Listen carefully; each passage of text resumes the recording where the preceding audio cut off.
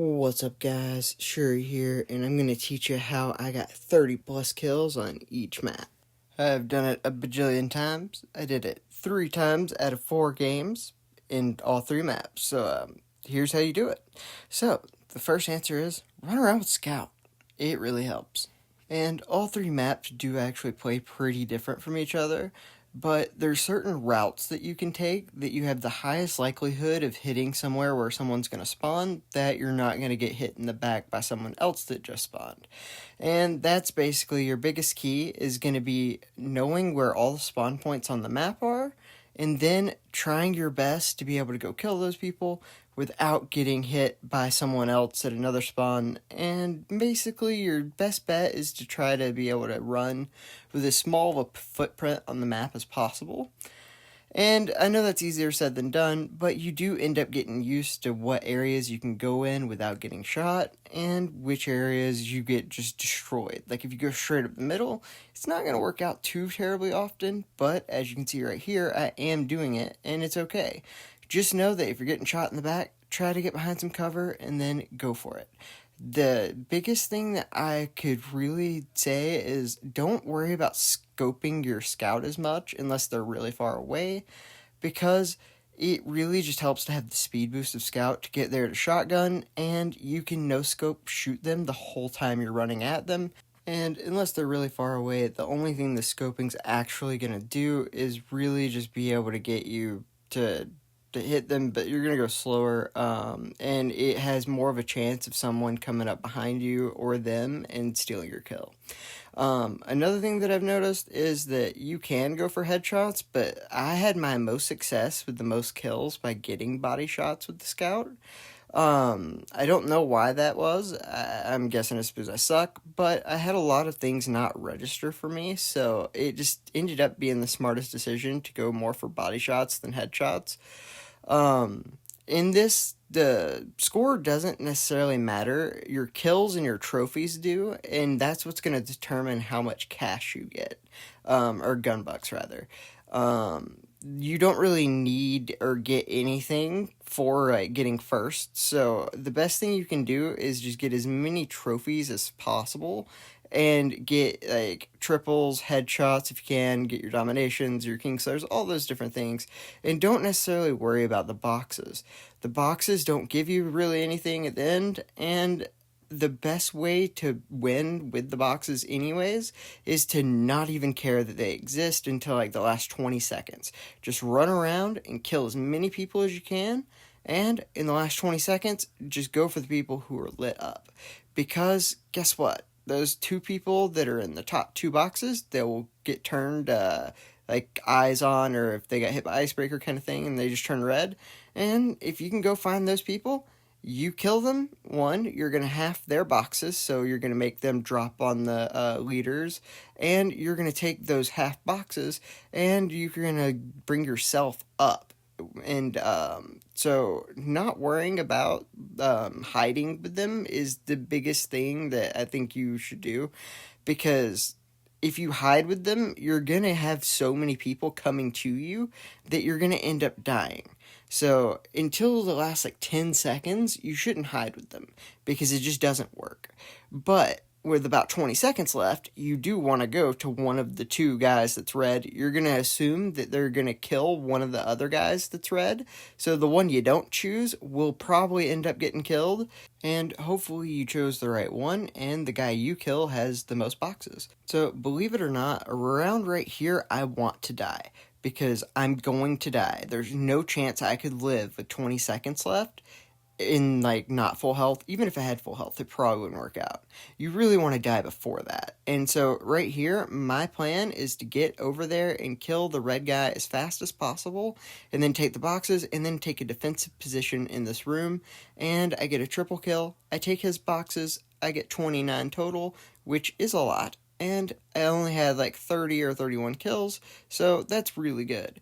But I was also able to get multiple 4-at-onces, triple kills, and 11 doubles or something crazy, and that right there gave me a ton of cash, because again, like, it's not about the boxes you have, it's about the, like, trophies and stuff you've earned inside the game, or achievements, whatever this game calls it.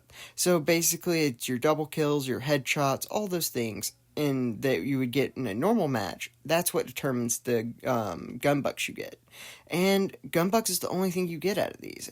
Other than the quest things, which I'll discuss that after this game, how the quest, when you reset them, it's actually broken, and Gob said that they're going to try to fix it, but it's not going to give you the battle box coins that it promises, so be careful. Again, I'll tell you more about that after this. So what I like to do on the map before this was kind of run in a C shape around the map, and this one is much different. You really just go wherever you can and go into the spawns. Like, you know that there's going to be someone spawning right where I'm pointing to the left of me, or in that house back there, or they're going to spawn on this side, or there's, like, the other triangle point, I guess you could say, from the left and right, like, down on the bottom, basically where I'm pointing to my right. That's really the only places people can come from, and you kill people, you see that no one's over in those spots, and then you just move on to the next one. And so I kind of rotate between the 3 different points. I try to think of it as a triangle, and after I get to one point and kill someone, I go look at a new one. And that's why I'm going kind of back and forth between those two. You don't necessarily need to go between all 3 points. You really only want to go through 2, because you can go back and forth between them very easily with your scout and steal people's kills pretty good. And they're not really going to be used or ready for you to be shooting them that quickly. And you can, like I said, steal a lot of people's kills quickly.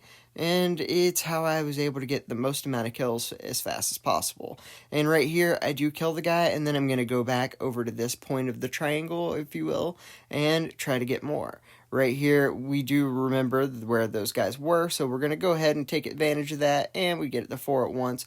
We're going to try to go for more, and I'll show you after all the matches, 6 at once that I got on this map as well, and how I was able to do that, pretty much running across the entire map. And we are going to just do our best to go and basically just hit every point of this triangle. We're going to go back and forth between these two, and I'm kind of low, and I want to heal up, so what I'm going to do is I'm going to try to go to the other side of the map through the middle, but it ends up not working out because the doors close on me, and I'm going to try to go ahead and kill those people. We do turn around. It works out pretty well, and that's the biggest one on this map, is just run around and never stop moving. Because unlike the other 2 maps where they're kind of open and you can like stand in one central point and see a lot of the map and be able to kill people with scout that way and stuff, this one has so much room and it has so much stuff in between you and all the spawns that if you don't run around with scout, you're not going to see people nearly as fast. On the other maps, it's open enough to where you could theoretically see a lot of people without having to move too terribly much and not really have to know the spawns. You just, like I said, I would run in like a C shape around the right side of the map on the last map. But on this one, I kind of have to go between all the different areas that you could spawn and know where people spawn. So on this one, I definitely suggest you know where people spawn. Just think about it when you're playing and just try to memorize exactly where you're seeing the people spawn. And it's getting down to the last part, and like I said, until the last like 20 seconds, I don't even think about trying to live, because it doesn't matter. Until you get to that point, it literally doesn't do anything to stay alive. But around right here is when you do want to try to stay alive, and I'm in a kind of an unfortunate position.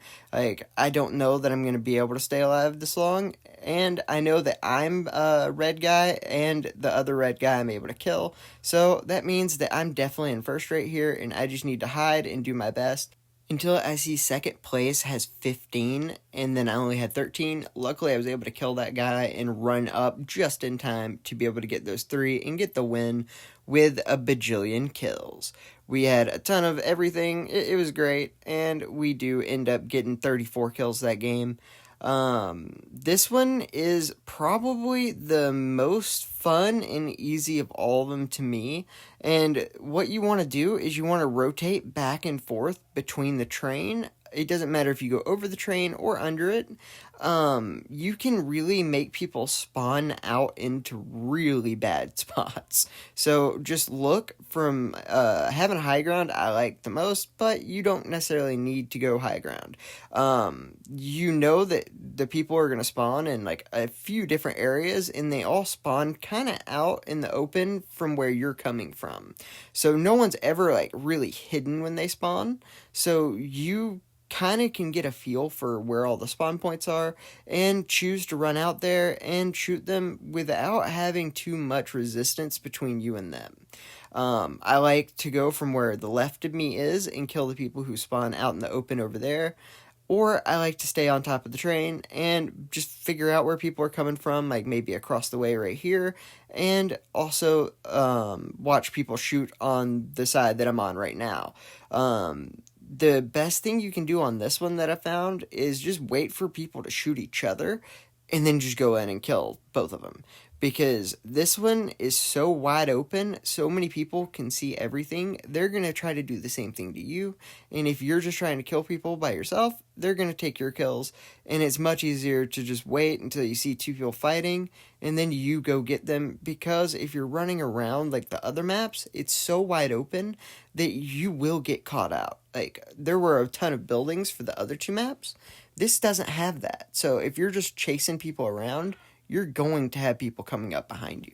And it's going to get real annoying real quick. So just be wary on this map of the fact that it is so open that at almost all times someone's going to be able to see you and the person you're trying to kill. And just try to get that kill as fast as possible. If you can find someone that's already low, that's your best bet. And if two people are fighting each other, that's someone that can't come up behind you. And right here, I do want to try to find where they are coming from. I did find one on the right. Sadly, I did chase a guy and broke my own rule. And basically just got caught out in the open. This is maybe the worst place to spawn. And there's only 2 spawn points over there, so it's really easy to just sit there and wait for people to spawn there because, I mean, it's going to happen. There's not that many spawn points on the map, and if there's no one there, then people are going to spawn there. So one thing you can do is you can just sit on the other side of this train and just wait for them to spawn over here, and you can end up catching a ton of people out. It's really fun to do. But it is also risky because, like I said, they will spawn there and people can come up behind you and stuff. So it's not the strategy I would choose, but I do like to do it sometimes just because it's fun. Again, I don't really worry too much about the amount of boxes I have until the last 20 seconds. This one is a little bit different because on this map, you can play defensively a lot better and easier and for longer.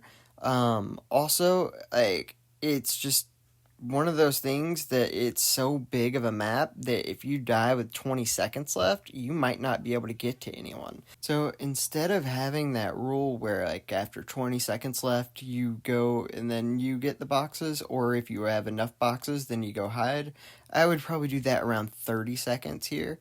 But right now, we have the other guy who is lit up besides us, and we're going to go ahead and kill him. We're going to try to find more. We do get another kill, and we get a killing spree. We go for more. We aren't able to get him, but unfortunately, we do spawn pretty far away from everything, and we're going to just do our best to get over there and be there in time. We do find this guy who is lit up.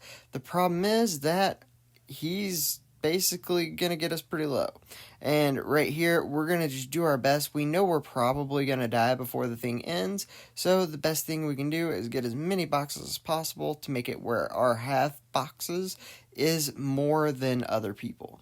We do end up losing this time, but we did our best. We only lost by 2, so it could have been worse. And the thing that really sucks is the guy who beat us ended up winning because he took my boxes. He only had 5 kills, and I had 31. That sucks a lot. But it is what it is, and this one is a 6 at once. We do it across the entire map because at the very beginning especially, things are basically going to be super spread out just because everyone spawns at a different point, and it's kind of an easy way to logically follow where you can go everywhere. We already have the 5 at once, then we get the 6 at once with 35 health, and we do get the death. But we got 6 kills in 20 seconds, so that's always fun. And in the very beginnings, you can kind of tell where you can go around, and it's just one of those things. So right here, we do get the triple, and then we're lit up pretty hard because we got a lot of boxes. We do end up dying after our 4 at once, which is sad because we spawn in the worst spot ever, and we're not able to capitalize off of it anymore. So another thing, guys, they have this where it resets after you get your 54,000 battle career.